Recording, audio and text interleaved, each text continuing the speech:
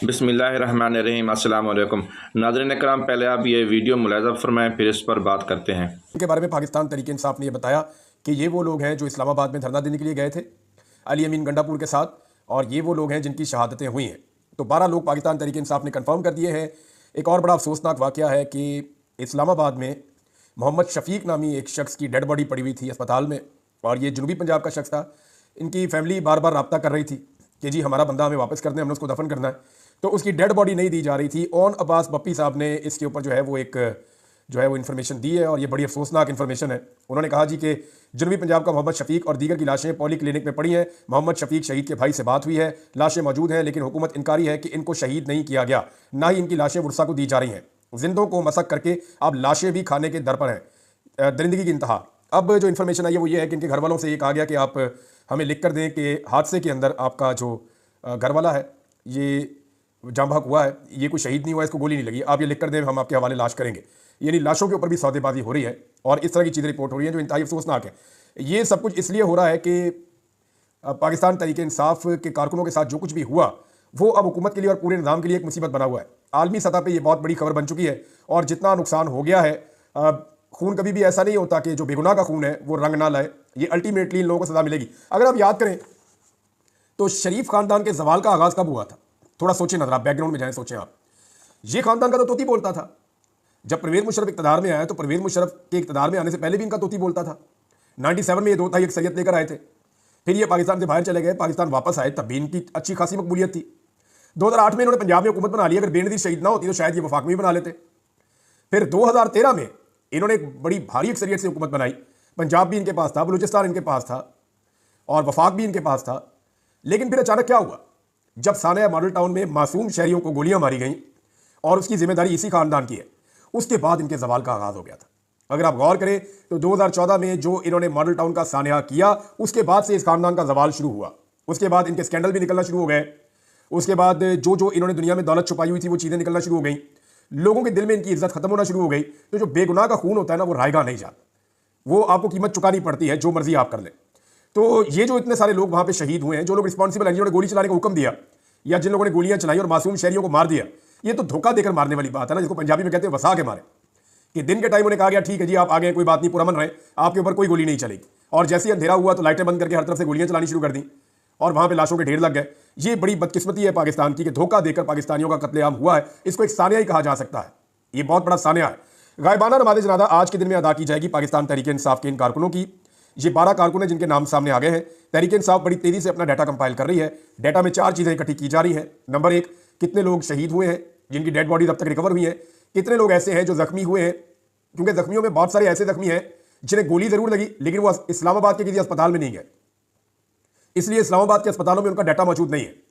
लेकिन इस्लामाबाद के डॉक्टर्स के मुताबिक 50 से ज़्यादा सर्जरियां उन्होंने की हैं, और लोगों के जिस्मों में से गोलियां निकाली।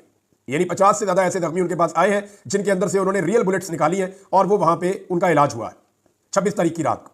तो ये डॉक्टर ने तो कंफर्म किया। यानी 50 से ज़्यादा ऐसे हैं जिन्होंने इस्लामाबाद से इलाज करवाया, और बहुत सारे ऐसे हैं जिन्हें गोली लगी और उन्होंने आरजी मरहम पट्टी की वहीं पे मौके पे, और वो वहां से अपने इलाकों को निकल गए। अब तहरीक इंसाफ उनका भी डाटा इकट्ठा कर रही है। नंबर 1 14, नंबर 2 जो जख्मी है, नंबर 3 जो लोग लापता हैं। अब लापता होने वालों के हवाले से 2 किस्म की चीज़ें हो सकती हैं।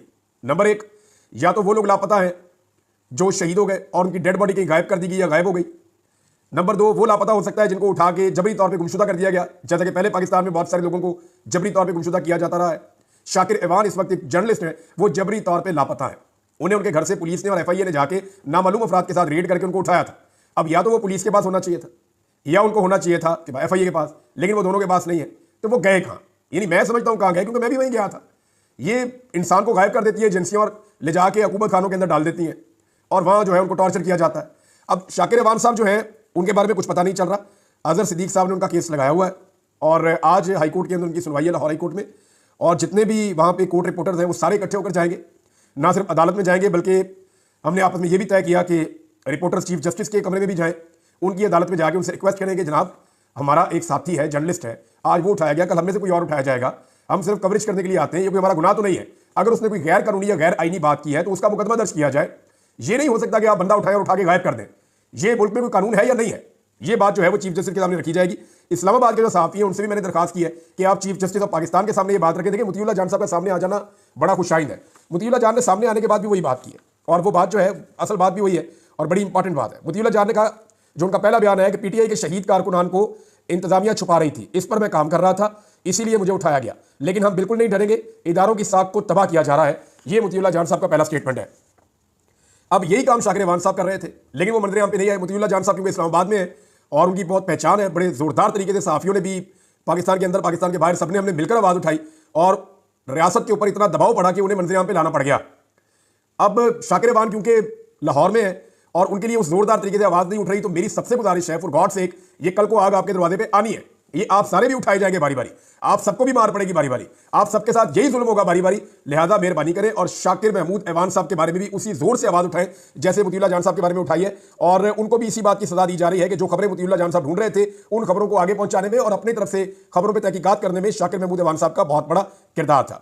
अब एक और भी नाज़रीन खबर चल रही है, एक तो पूरी दुनिया के अंदर नमाज़ जनाज़ा अदा की जाएगी इन शोधा की, और जो अपील की गई पाकिस्तान तहरीक इंसाफ की जानते शहबाज गिल साहब ने अपील की है कि तमाम यूरोप के अंदर, अमेरिका के अंदर जहां जहां पाकिस्तानी मौजूद, गायबाना नमाज जनाजा अदा करें, जो शोधा है डी चौक के, और उसके बाद उसकी वीडियो बना के वो उसके ऊपर प्रोटेस्ट करें और पूरी दुनिया को बताएं कि जनाब हमारे साथ क्या हुआ।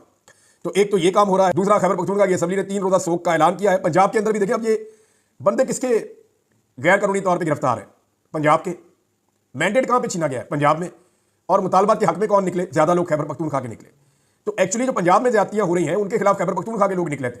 तो अब पंजाब के लोगों का कम से कम इतना तो उनका हक बनता है कि वो निकले और निकल के गायबाना नमाज जनाजा अदा करें उन लोगों का जिन्होंने उनके हक के लिए कुर्बानी दी है। तो नमाज जनाजा अदा करने के लिए कहा गया है। एक और चीज़ है, वो ये है कि नैब ने एक टीम बनाई है बुशरा बीबी को गिरफ्तार करने के लिए। अब उन्हें गिरफ्तार करने की बहुत कोशिश की जाएगी, क्योंकि इस बात की सारे सिस्टम को समझ आ गई है कि बुशरा बीबी वो खातून है जो इस सारे क्राउड को लेकर डी चौक तक चली गई थी, और अगर दोबारा भी कोई आएगा तो बुशरा बीबी आएंगी या अलीमा खान आएंगी। तो ये खवातीन जो है, इनसे अब खौफ है निज़ाम को। उन्हें ये पता है कि अली अमीन गंडापुर या बाकी लोग जो है वो कंप्रोमाइज हो जाएंगे। अली अमीन गंडापुर में मीटिंग हो रही थी ना, पॉलिटिकल कमेटी, उसके अंदर सारे बैठे थे। अली अमीन गंडापुर बात कर रहे थे और शिकवा कर रहे थे, कोई नहीं आया, कोई नहीं पहुंचा, और फिर अचानक उनकी लाइन ड्रॉप हो गई। तो 5-7 मिनट के बाद उनकी लाइन वापस आई और वो मीटिंग के अंदर ज्वाइन किया उन्होंने। तो उन्होंने उस वक्त बताया कि जी बुशरा बीबी भी मेरे पास है और वो भी यहाँ बैठी है। और अली अमीन गंडापुर साहब ने जानबूझ के ये बात वहाँ पे की कि आप बुशरा बीबी से पूछे कि क्या मैं उन्हें ज़बरदस्ती लाया था या उनकी मर्जी के खिलाफ मैं उनको अपने साथ गाड़ी में बैठा के लाया हूँ। तो इस पर बुशरा बीबी ने समझदारी का मुजाहरा किया और उन्होंने कहा कि वो ये बात इमरान खान के सामने बताएंगी या नहीं बताएंगी। तो अली अमीन गंडापुर साहब ने कोशिश की कि यहीं पे किसी मामले को क्लियर किया जाए और मैं पार्टी के सामने सुरखरू हो जाऊं कि जनाब मैं बुशरा बीबी को नहीं लेकर गया, ये अपनी मर्जी से आई है वहाँ से। तो उन्होंने कहा नहीं, ये बात मैं इमरान खान के सामने कहूँगी। वहाँ बुशरा बीबी ने कोई 1-2 जज्बाती जुमले बोले हैं जिनके बारे में ये शर्म दिलाने की उन्होंने कोशिश की पाकिस्तान तहरीक इंसाफ को, जिसपे बहुत सारे लोगों ने माइंड किया और बनता भी था। देखें, बुशरा बीबी को पॉलिटिकल लीडर तो नहीं है ना, पाकिस्तान तहरीक इंसाफ जो है वो कोई ऐसी पॉलिटिकल पार्टी है जिसमें मौरूसियत हो। अब उनका पाकिस्तान तहरीक इंसाफ के लोगों का ये कहना है कि उनका नहीं बनता था कि वो पार्टी की बात पुरस करें। जी नाज़रीन, पाकिस्तान तहरीक इंसाफ के मरकज़ी तर्जमान वकास अकरम शेख ने अपोजिशन लीडर उमर अयूब के साथ प्रेस कॉन्फ्रेंस से खिताब करते हुए कहा कि पाकिस्तान के एहतजाजों की तारीख में इस किस्म का रवैया नहीं देखा गया। इस वक्त कौम और हर बच्चा दुख और तकलीफ़ महसूस कर रहा है। पुरअमन मुजाहिरीन पर तशद्दुद किया गया और हुकूमत शवायद छुपाने की कोशिश कर रही है। उन्होंने कहा कि हिलाकतें रिपोर्ट करने वालों को जेल में डाला गया है, बहुत से लोग ताहाल लापता हैं और हमें कुछ पता नहीं। कुछ तादाद पुलिस दे रही है जबकि कुछ गिरफ्तार अफराद का डाटा हमने इकट्ठा किया है। वकास अकरम शेख ने कहा कि 12 अफराद धरने में जाबाक हुए हैं, तादाद ज़्यादा है मगर हम कन्फर्म मीडिया के साथ शेयर कर रहे हैं। ये हमें मैयत तक नहीं दे रहे थे। हुकूमत शवाहिद और मैयतें छुपाने की कोशिश कर रही है मगर ये चीज़ें छुप नहीं सकती। प्रेस कॉन्फ्रेंस में वकास अकरम शेख ने कहा कि हुकूमत नाम और सबूत मांग रही है। अस्पतालों पर दबाव डाला गया कि लिस्ट मीडिया के साथ शेयर ना की जाए। नहते लोग पर गोलियां चलाने की इजाज़त कौन सा कानून देता है? किस हुकूमत ने पुरअमन शहरियों पर गोलियां चलाई हैं? रियासती मशीनरी को अपने लोगों के खिलाफ कैसे इस्तेमाल किया जा सकता है? उन्होंने कहा कि एहतजाज इतना बड़ा गुनाह तो नहीं है, उसका हक तो आइन भी देता है। हमारे कारकुन आंसू गैस रबड़ गोलियों के लिए तैयार थे मगर असल गोलियों के लिए नहीं। जंग में तो फौजियों को भी गोलियों से जान बचाने की इजाज़त है।